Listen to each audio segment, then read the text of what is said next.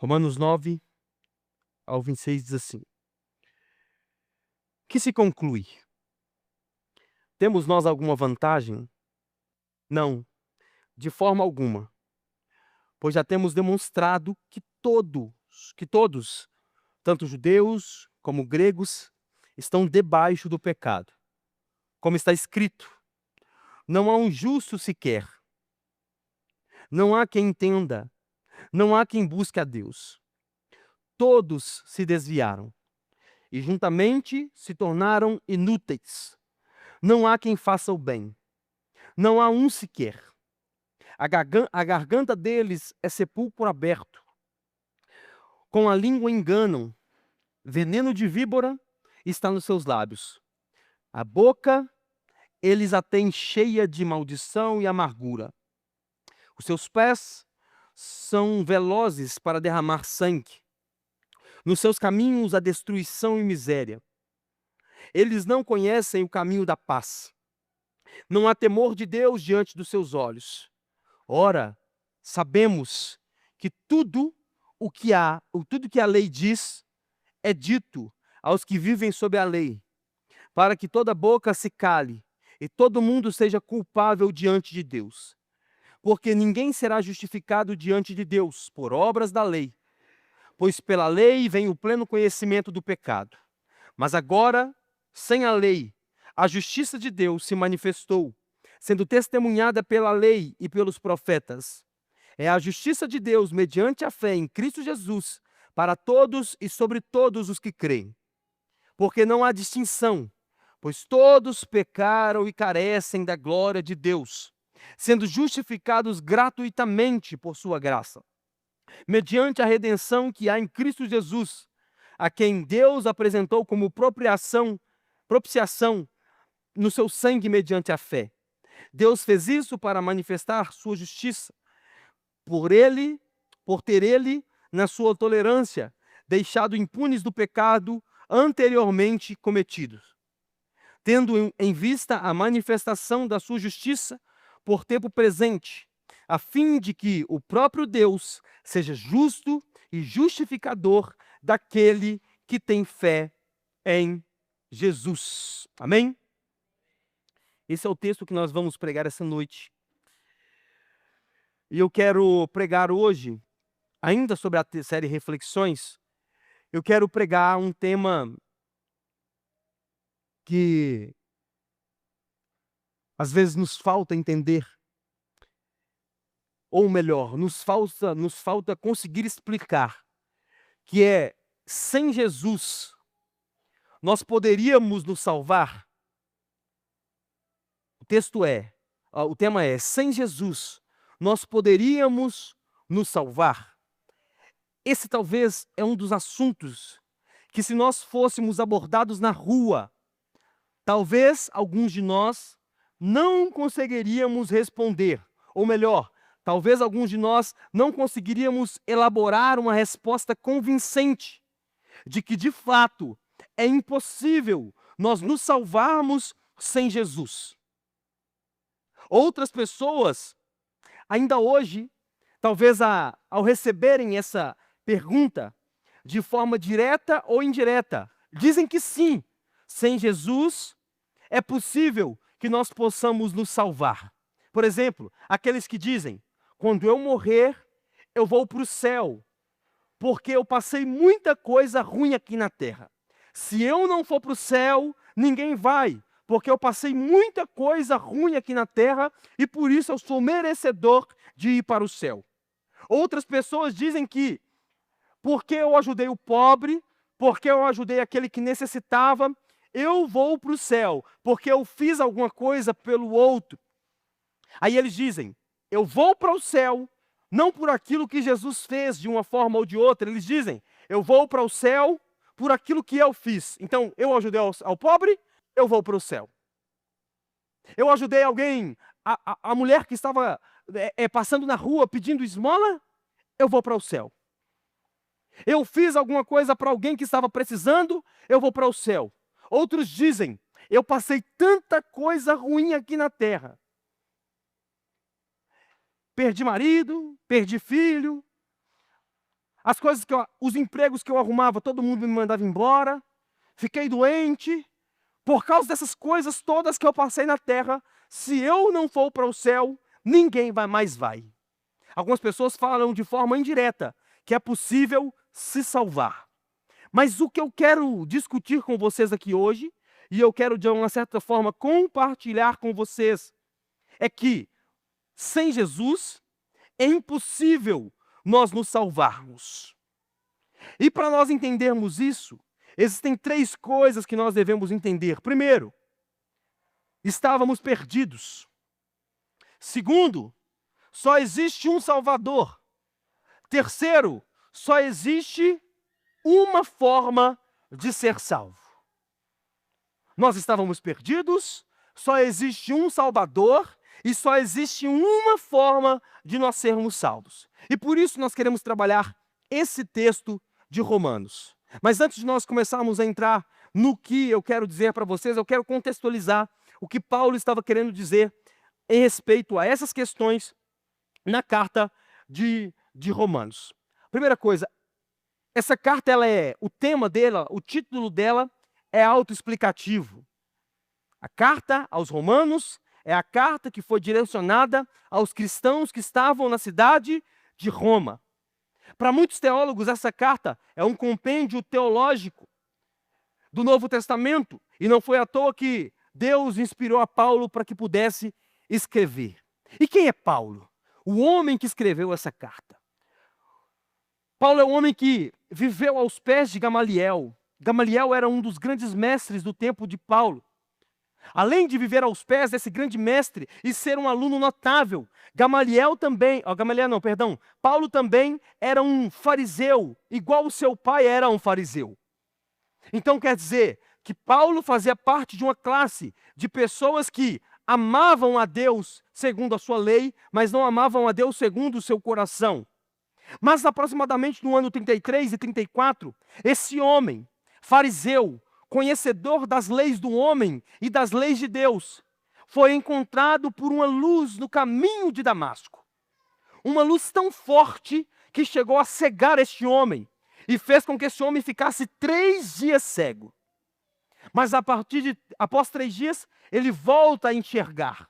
E aí depois que ele volta a enxergar, ele levanta da cama, ele é ungido por Ananias, ele é batizado e depois ele começa a perseguir o seu caminho e se tornar o que é o maior nome do cristianismo após Jesus. Esse mesmo Paulo, após sair da onde ele estava sendo batizado, ele passa 3 anos na Arábia. Isso nós lemos lá em Gálatas capítulo 1, versículo 17. E nesse tempo que ele passa na Arábia, ele se torna um dos grandes homens de Deus. E a ele é revelado boa parte da sua instrução teológica. Não como hoje numa escola teológica. Não como hoje você pode assinar um curso pela internet. Mas o que nós lemos na Bíblia Sagrada é que Paulo foi ensinado por revelação pelo próprio Cristo Jesus, que veio a ele ensiná-lo. Olha só o que diz o livro de Gálatas, capítulo 1, versículo 11. Mas faço-vos saber, irmãos, que o evangelho que por mim foi anunciado não é segundo aos homens, porque não o recebi e nem o aprendi de homem algum, mas pela revelação de Jesus Cristo. Ou seja, Paulo foi instruído, a escola teológica de Paulo foi ensinado pelo próprio Jesus Cristo. E após Paulo passar esse tempo aprendendo de Jesus Cristo, ele faz 3 viagens missionárias, pregando o evangelho de forma incansável. E após terminar essas viagens, ele volta para Jerusalém, a capital do cristianismo. E no livro de Atos, capítulo 21, relata que, quando ele chega em Jerusalém, as pessoas espancam ele de maneira violenta. As pessoas tentam o matar, mas ainda assim os discípulos conseguem o esconder. Mas aqueles homens que estavam observando, as autoridades que estavam observando ele, o prenderam para que ele não pudesse ser morto pelo povo. Mas Paulo tinha dupla nacionalidade. Ele era judeu e ele era cidadão romano. E como cidadão romano, ele podia pedir para não ser julgado em Jerusalém. Ele podia pedir para ser julgado por César em Roma. E é isso que ele faz. Ele diz: não quero ser julgado por vocês. Me mandem a Roma para que eu possa ser julgado. As autoridades pegam Paulo e mandam para Roma. Mas ao caminho de Roma, nós lemos isso lá em Atos 28, Paulo sofre um naufrágio.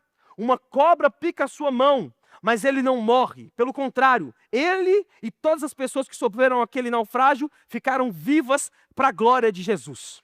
Chegando em Roma, ele fica preso por 2 anos, mas em uma casa alugada por ele. E nessa casa ele escreveu algumas das suas cartas, como Filipenses, como Colossenses, enviando ao seu povo. Depois de 2 anos preso, Paulo é solto novamente. E aí ele é solto por um curto período de tempo. E depois é preso novamente. Porém, nesse momento que Paulo é preso novamente, não é mais numa casa alugada, é em uma masmorra, sofrendo como um discípulo de Jesus. Por quê? Porque o evangelho já havia se tornado um incômodo. O evangelho já tinha chegado em lugares e tinha se tornado um incômodo. E lá, depois que ele saiu dessa masmorra, acontece o martírio de Paulo. Aproximadamente entre os anos de 65 e 67, ele é degolado e perde a sua vida pregando o evangelho. Embora fisicamente fraco, Paulo era robusto espiritualmente. Embora preso pelos homens, o próprio Paulo nunca se julgou um prisioneiro de homens. Ele sempre se julgou um prisioneiro de Cristo. Porque, apesar de tudo isso, Paulo sabia que a graça de Deus era suficiente para atender às suas necessidades. Ele sempre dizia: eu, Paulo, prisioneiro de Cristo Jesus. E entre 13 cartas que Paulo escreveu, mais de 40% do Novo Testamento, Paulo também escreve essa carta, a carta aos Romanos. Uma das cartas mais importantes. Por quê? Porque Roma era a capital do Império Romano, o Império Supremo naquele momento. O Império Romano era o maior. Se você assiste guerras, filmes de guerras, você vai ver que o Império Romano era o maior império daquele tempo. Uma cidade rica, suntuosa, mais de 1 milhão de pessoas. Porém, naquela mesma cidade, existiam alguns bairros pobres. E nesses bairros pobres, haviam alguns cristãos espalhados. Cristãos esses que foram a Jerusalém em Atos 2 e ouviram Pedro falar sobre o Evangelho e se converteram ali e voltaram para Roma, ensinando que houve um homem que andou por toda Jerusalém. Houve um homem que foi preso e morreu. E após o 3º dia, esse homem ressuscitou. E esse homem, quando estava subindo ao céu, ele disse que um dia ele voltaria para buscar todos aqueles que crescem nele e se arrependessem. E para esse povo que Paulo escreve essa carta, para esse povo que Paulo escreve dizendo: vocês precisam entender o que é o Evangelho. E aí Paulo escreve essa carta com alguns objetivos. Primeiro, falar sobre a ira de Deus para com uma humanidade pecadora. Segunda coisa, Paulo fala sobre o princípio do julgamento divino. Terceira coisa, Paulo fala sobre a universalidade do pecado. Quarta coisa, Paulo fala sobre a justificação pela fé. Quinta coisa, Paulo fala sobre a certeza da salvação. Sexta coisa, Paulo fala sobre o pecado original. Sétima coisa, ele fala sobre os planos que Deus tinha para aquele povo. E oitava coisa, Paulo fala sobre os dons espirituais. Esse é o contexto de tudo aquilo que essa carta tende a nos dizer. Mas o que nós lemos, e eu quero frisar com vocês, é sobre o capítulo 3. E no capítulo 3, nós tratamos sobre a justificação pela fé. Justificação pela fé. E o que é justificação? O que essa palavra quer dizer? Segundo o dicionário, justificação refere-se ao ato ou efeito de tornar algo certo, razoável ou aceitável, fornecendo a razão, o motivo ou o fundamento para uma proposição, ação ou crença. Resumindo para você, tornar alguém digno de justiça. O que é justificação? Tornar alguém digno de justiça. E resumindo um pouco mais, segundo a Bíblia Sagrada, o que é a justificação do cristão? A justificação do cristão é Jesus Cristo, o justo, pagando o preço pelos injustos. 2 Coríntios capítulo 5, versículo 21 diz assim: aquele que não conheceu o pecado, se fez pecado por nós, para que nele fôssemos feito justiça de Deus. Então, respondendo à pergunta, sem Jesus nós poderíamos ser salvos? A resposta imediata e concreta é não. E por que não? Com sua Bíblia aberta. Por que não? Primeiro, porque não existe ninguém que seja justo o suficiente. Olha só o que diz do versículo 9 ao versículo 12. O que concluiu? Temos nós alguma vantagem? Não, de forma nenhuma. Pois já temos demonstrado que todos, tanto judeus como gregos, estão debaixo do pecado. Como está escrito, não há um justo sequer, não há quem entenda, não há quem busque a Deus. Todos se desviaram e juntamente se tornaram inúteis. Não há quem faça o bem, não há um sequer. Paulo estava fazendo uma tratativa nos versículos anteriores, dizendo: os judeus levaram a paciência de Deus a sério demais.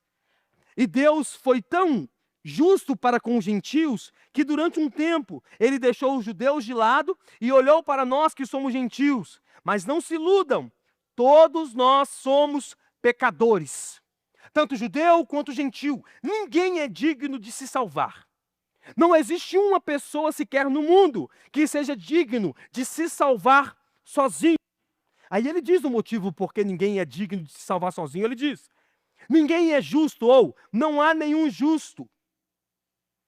Ou seja, podemos ter em nós alguma bondade, mas não o suficiente para nos reaproximarmos de Deus.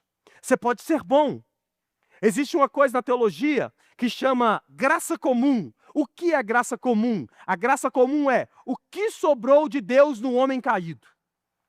Então, vou te dar um exemplo prático. Por exemplo, na música, você vê alguns artistas como Michael Jackson.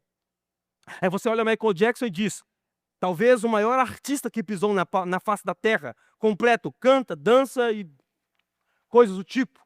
Mas quando você olha para a vida do cara, você vê que o cara era depravado por total. Quando você olha para a arte dele, você pode olhar e dizer: não há ninguém na face da terra que poderia fazer isso com um homem. Ele poderia estudar onde tivesse estudado, ele poderia ter dado a vida do jeito que pudesse ter dado a vida em qualquer outro estudo, mas existe um tanto de gente estudando e não chega nem aos pés desse homem. Alguma coisa ele tem de diferente, e essa coisa não é achada na terra e não é ensinada nas escolas.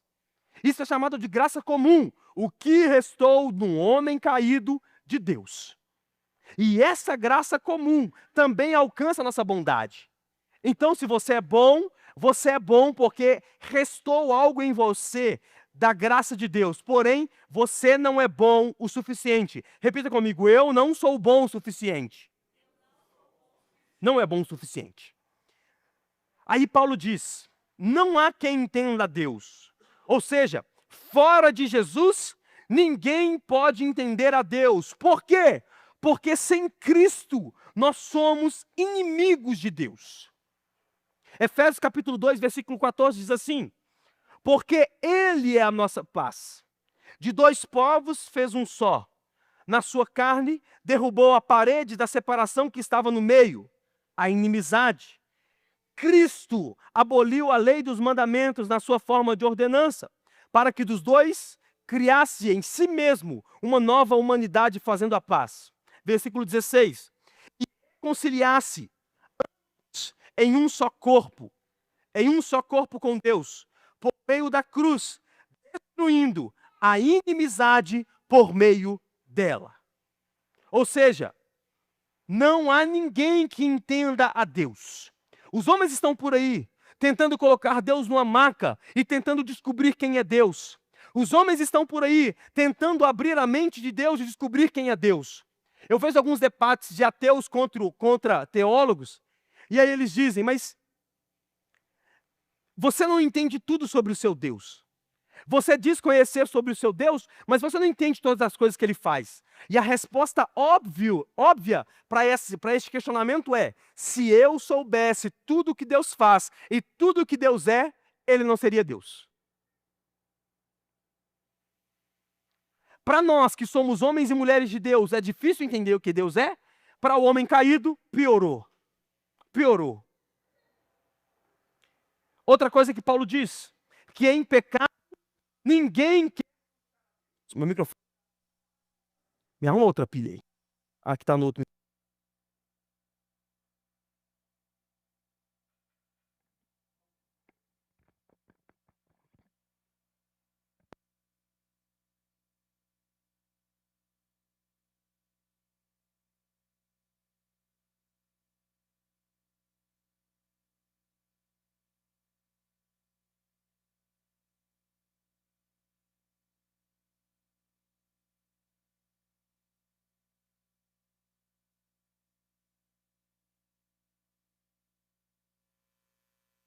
Foi.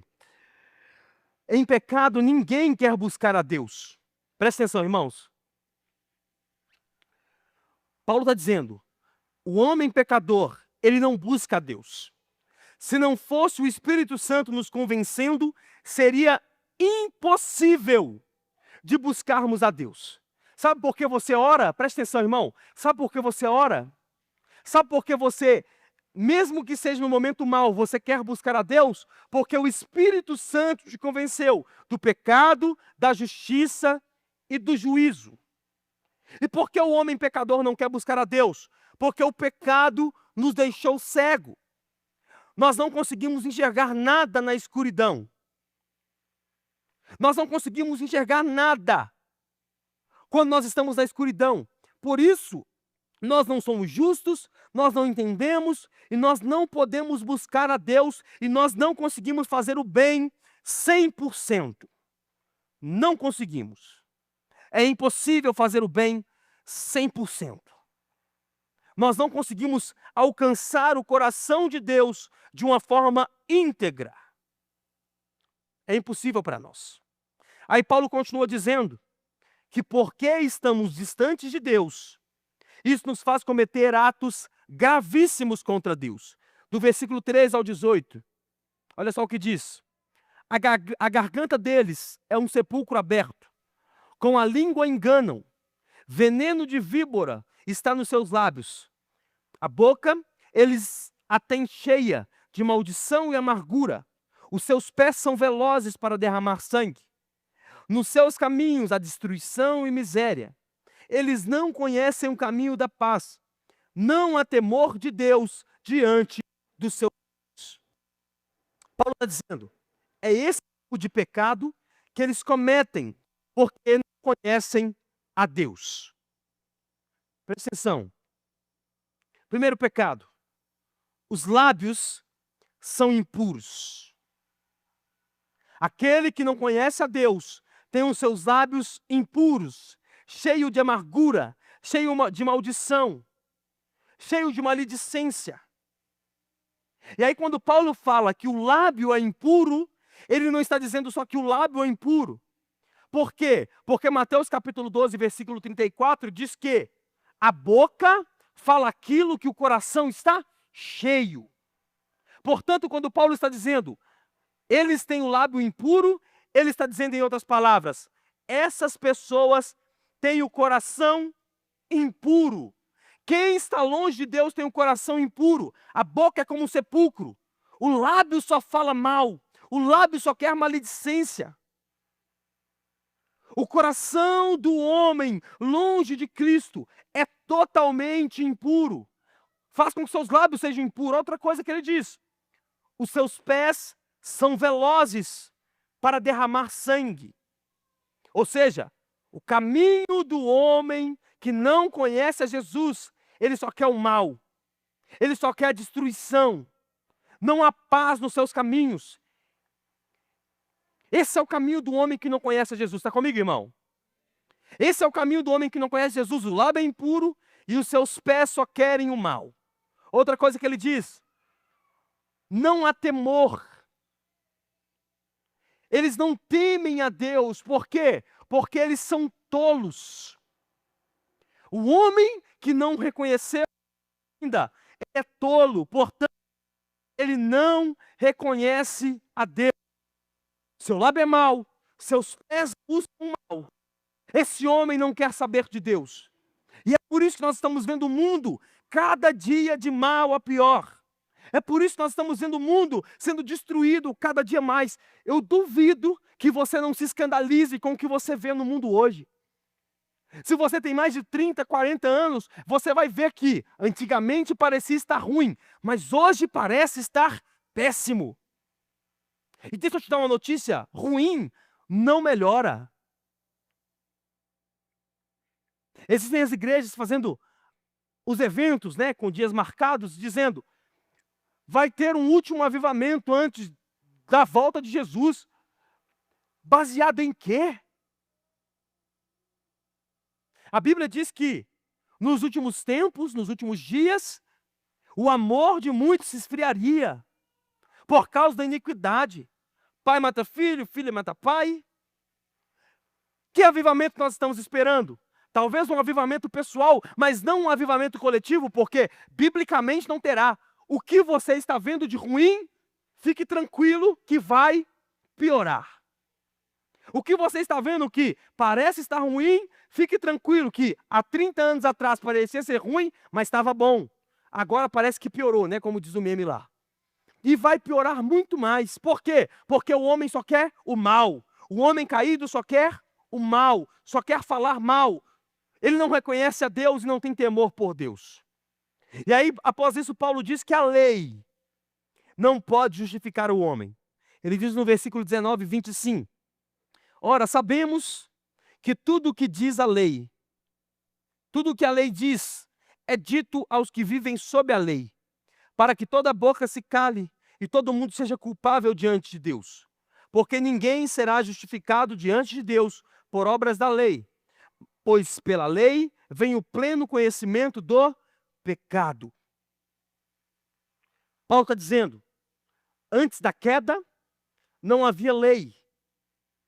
Até Moisés também não havia lei. Deus andava com algumas pessoas, mas não tinha essa lei escrita. Por exemplo, o dízimo. O dízimo é instituído em Moisés, mas nós vemos Abraão dando dízimo a Deus. Não pela lei, mas pelo amor. Nós vemos Jacó dando dízimo a Deus, não pela lei, mas pelo amor. Mas quando chega Moisés, Moisés coloca isso na lei.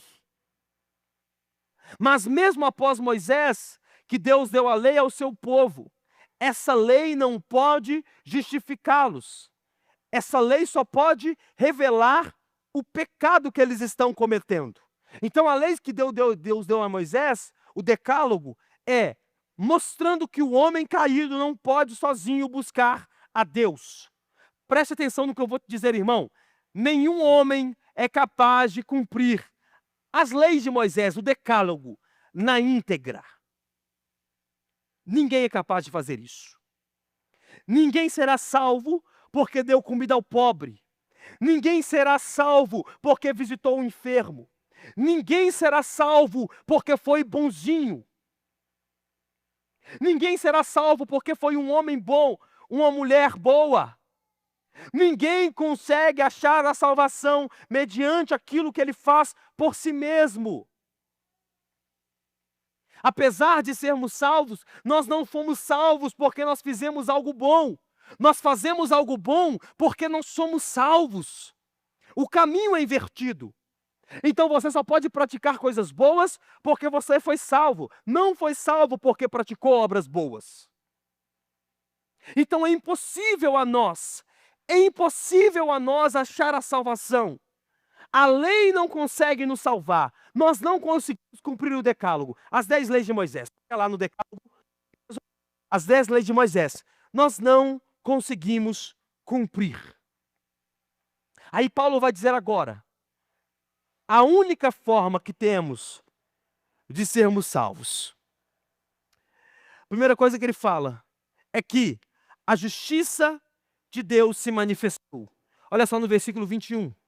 Mas agora, sem a lei, a justiça de Deus se manifestou, sendo testemunhada pelos profetas e pela lei.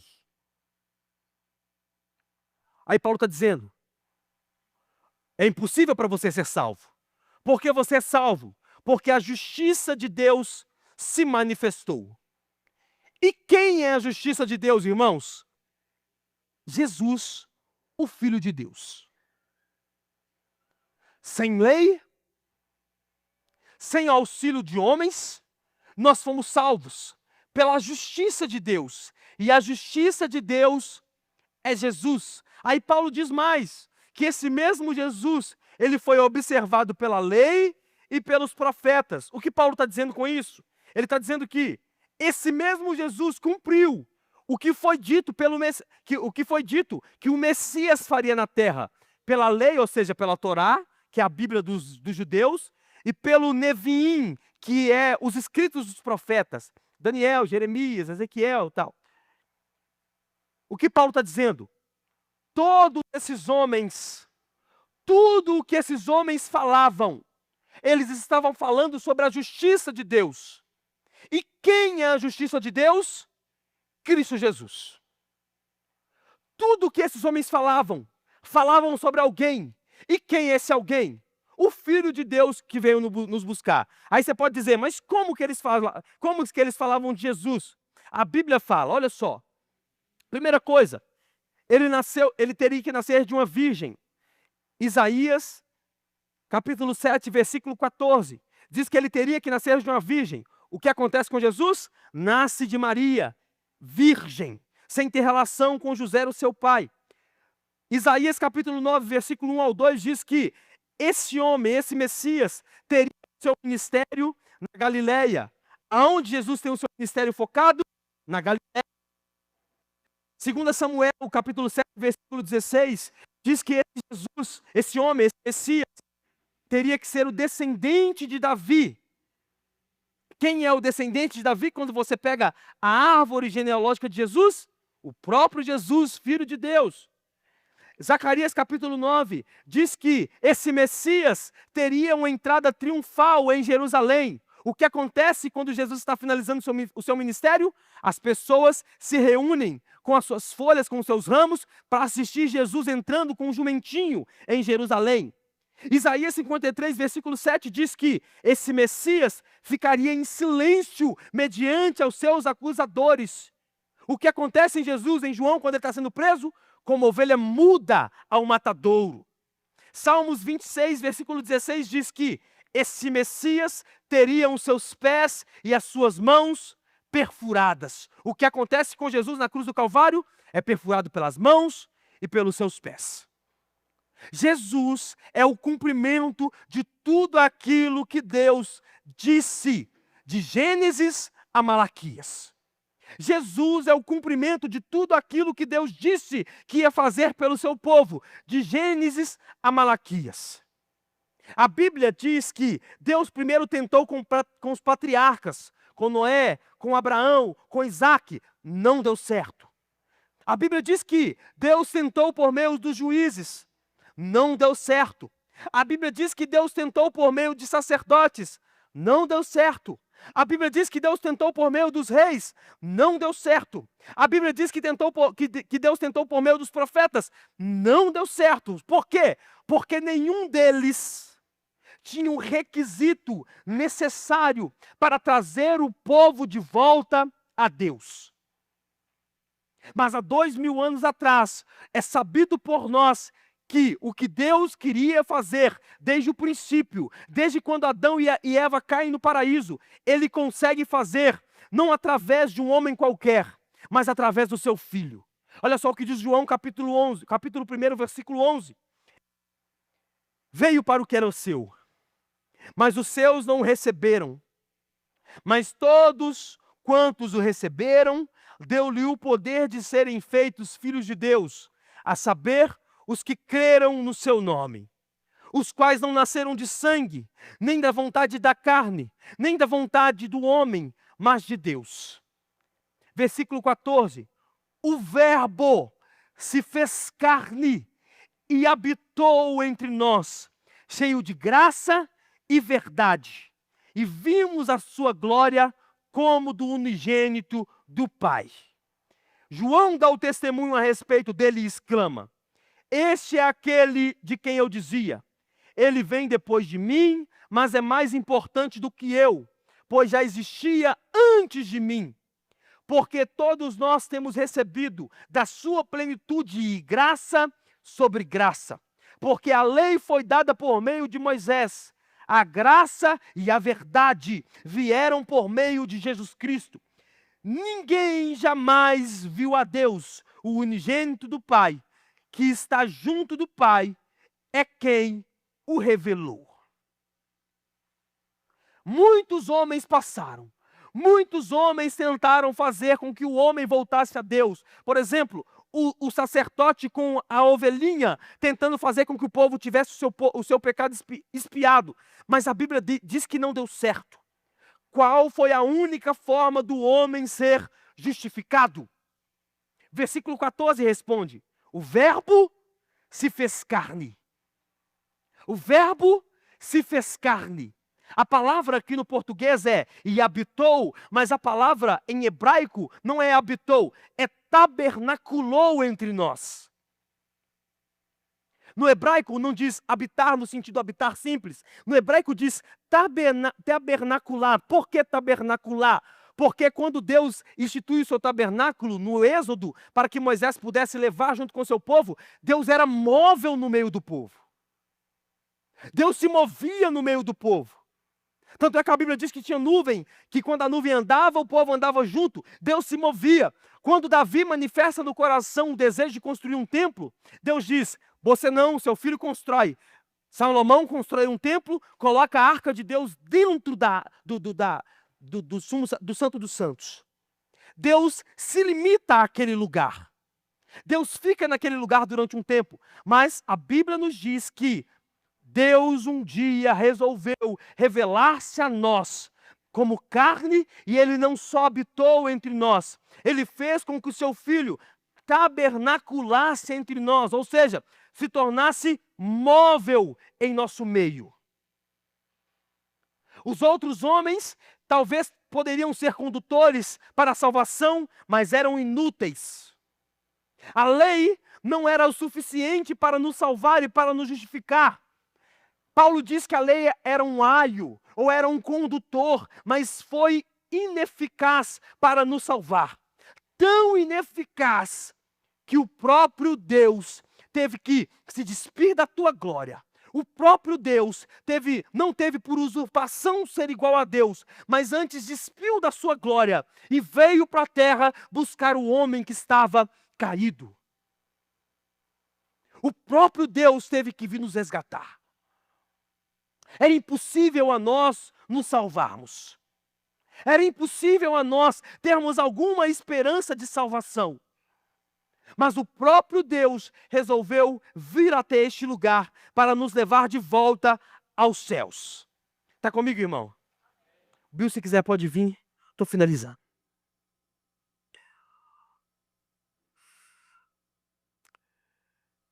Versículo 22 e 23, Paulo diz assim: e a justiça de Deus, mediante a fé em Jesus Cristo,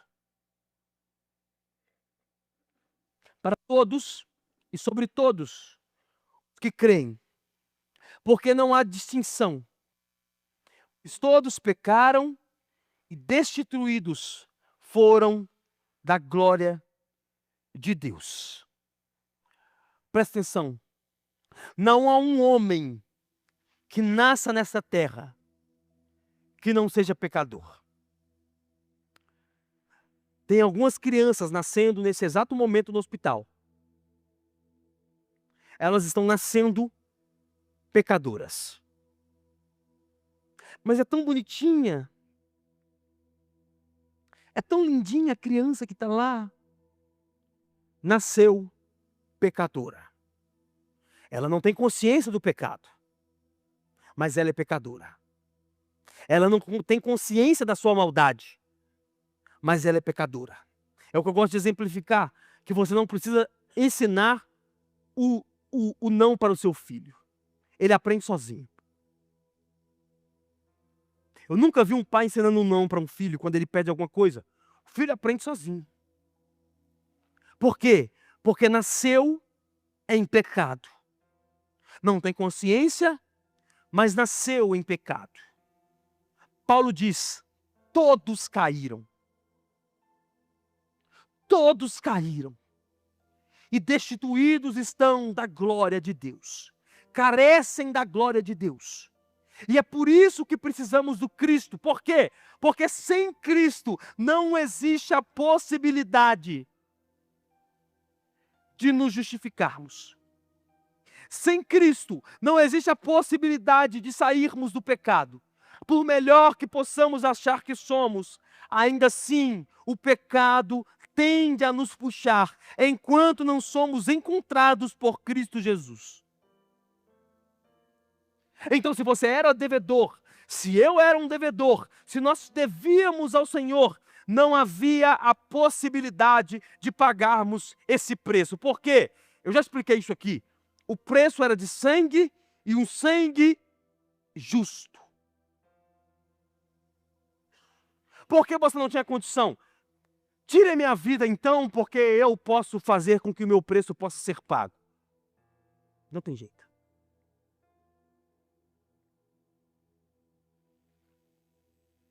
Tire de mim então a vida, para que eu possa pagar esse preço por esse pecado. Você não consegue, porque o pecado nos tomou de Deus. Quando Adão cai no paraíso. Eu sou pecador, você é pecador, nós somos pecadores. Sem Cristo Jesus nos justificando, não tem a menor chance de sermos salvos. Você não foi salvo porque alguém te chamou para vir à igreja.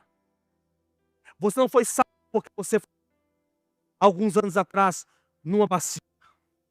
Aquilo era a concretização da sua salvação. Mas você não foi salvo porque você foi batizado. Você não foi salvo porque você levantou a mão dizendo: eu aceito Jesus como meu único e suficiente Salvador. Não! Senão todo mundo que viesse à frente nas igrejas que fazem apelo, levantasse a mãozinha, estaria salvo, mas não! Nós fomos salvos porque Jesus quis nos salvar. Nós fomos salvos porque Jesus quis fazer de nós os seus filhos adotados por sua graça. Por último, Paulo, ele nos explica como Jesus fez isso. Do versículo 24 ao 26 diz assim: sendo justificados gratuitamente por sua graça, mediante a redenção que há em Cristo Jesus, a quem Deus apresentou como propiciação no seu sangue, mediante a fé. Deus fez isso para manifestar a sua justiça, por ter ele na sua tolerância debaixo, deixando impunes os pecados anteriormente cometidos, tendo em vista a manifestação da sua justiça no tempo presente, a fim de que o próprio Deus seja justo e justificador daquele que tem fé em Jesus. Então, como foi que Jesus fez? Primeiro, de forma gratuita. Como que Jesus nos salvou? Primeiro, de forma gratuita. Jesus não te cobrou nada para te salvar. Até porque você não conseguiria pagar. Foi gratuito para nós. Tem uma frase que o pessoal gosta de usar em camisa e tal, era famosa há um tempo atrás, dizendo: a salvação foi de graça, mas não é de graça. Para nós foi de graça e é de graça. Custou preço? Custou. Não nosso. Porque você era incapaz de se salvar. Eu era incapaz de me salvar. Primeira forma que Jesus nos salvou, gratuitamente. Segunda forma, por sua graça. E o que é por sua graça? A graça significa favor imerecido. É um favor que nós não merecíamos. Ele não nos salvou porque éramos bons. Ele nos salvou porque éramos tão ruins, mas tão ruins que não havia a possibilidade de sairmos da imundície do pecado. Precisava de alguém para pagar o preço, para pegar em nossa mão e nos puxar de volta. Tanto é que Colossenses capítulo 1 diz que ele nos resgatou. Sabe o que é resgate? É alguém que está impossibilitado de se salvar. Ele nos resgatou. De graça, por sua graça. Outra coisa que ele fez, mediante a sua redenção. E a palavra redenção, no original, significa uma liberação obtida através do pagamento de um resgate. Redenção, presta atenção, nós somos redimidos do sangue de Jesus. Uma liberação mediante ao pagamento de um resgate. Paga e recebe. O filme A Lista de Schindler, sei lá como é que cita esse negócio. É um homem, na época de Hitler, comprando judeus.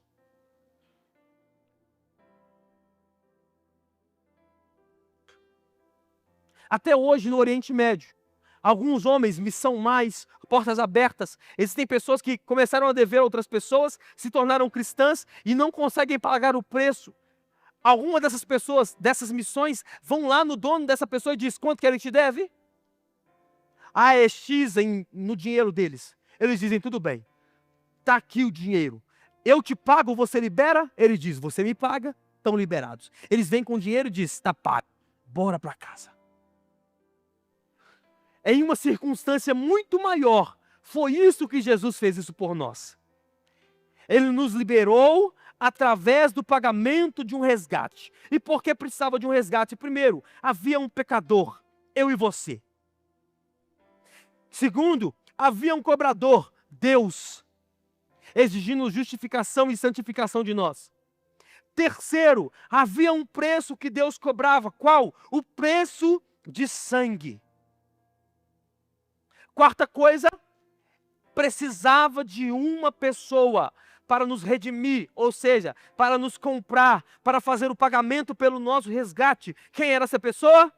Jesus Cristo. Jesus Cristo foi quem pagou o pecado por nós.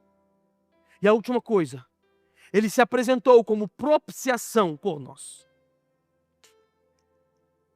O que é propiciação? Era a oferta que é dada pelos nossos pecados.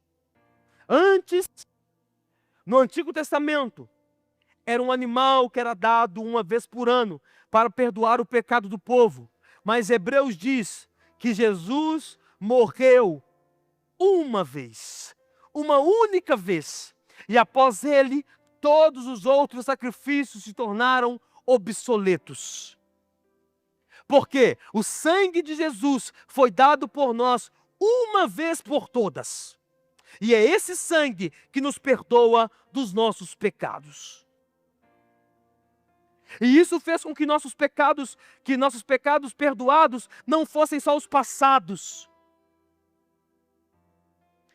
Ele não perdoou só nossos pecados passados. Quem você era, tanto é que o evangelho, o cristianismo é a única religião que não olha o seu currículo.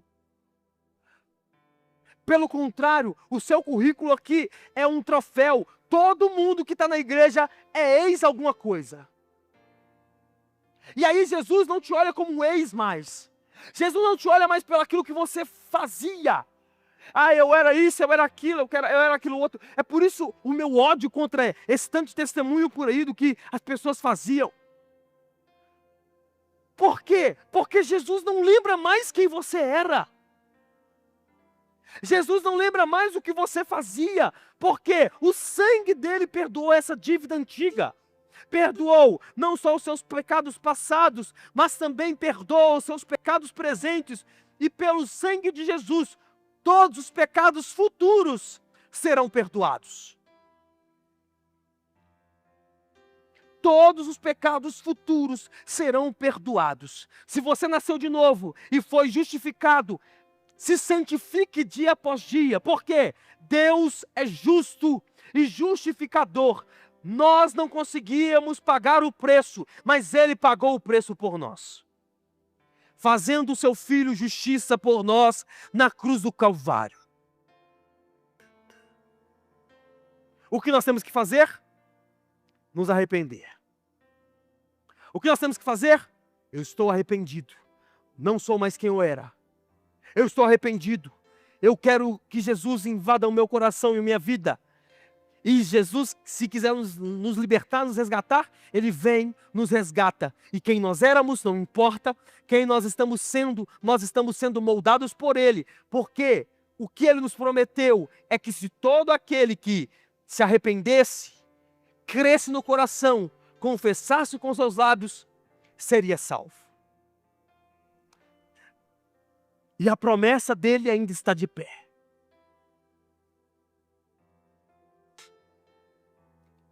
Eu irei lhes buscar. Todo aquele que for comprado pelo sangue de Jesus. Demore o que demorar. As pessoas dizem, mas tem 2000 anos que Jesus está voltando. Tem 2000 anos que Ele está voltando. Mas Ele ainda vai voltar. Tem 2000 anos que a igreja fala sobre isso. A minha avó falava sobre isso. A minha tataravó falava sobre isso. Sim, é porque a Bíblia diz que Ele disse que iria voltar para buscar a sua igreja. Em um grande dia, onde o mundo entraria em cataclisma, um relâmpago que sai do Oriente e se mostra no Ocidente. Onde o sol desaparece. Onde o mundo se desespera, a natureza se desespera. O céu se abre e o Filho do Homem vindo nas nuvens para buscar aqueles que foram comprados pelo teu sangue.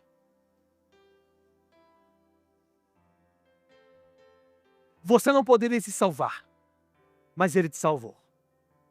Você não tinha condição de se salvar, mas Ele pagou o preço, o boleto, que era para mim e para você, foi pago na cruz do Calvário. Fica de pé no seu lugar.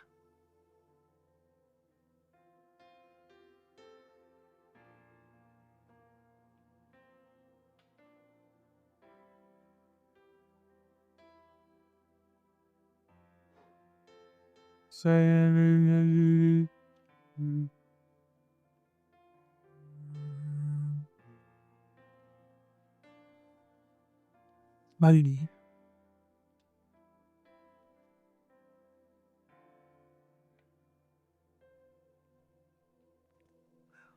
Possibilidade nossa era nula.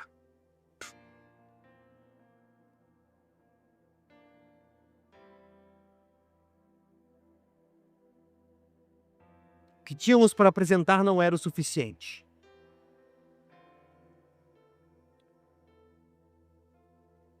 Mas Jesus quis. Não é porque você é bom. É porque Ele é bom. Vamos orar. Nós te louvamos, Senhor. Porque a nós era impossível. Nós te louvamos porque nós não tínhamos a capacidade de nos salvar, Pai. Nós te louvamos porque nós estávamos afundados no pecado. Mas o Senhor nos resgatou. O preço pago, não havia possibilidade de pagarmos. Continuaríamos devedores. Mas a dívida foi quitada. Apesar de nós, a dívida foi quitada. Para nós, essa dívida foi quitada. E hoje nós estamos aqui para celebrar, Pai. porque o Senhor fez isso por nós, sem nos cobrar nada em troca, e pelo contrário, prometeu que todo aquele que estivesse no Senhor, um dia estaria para sempre com o Senhor. E essa é a nossa esperança. Então eu te agradeço e peço ao Senhor, nos conscientize daquilo que o Senhor tem feito por nós e faça através de nós aquilo que o Senhor quer fazer, para que outras pessoas possam ser salvas, em nome de Jesus. E se você pode, aplauda Jesus no seu lugar e exalte a Ele.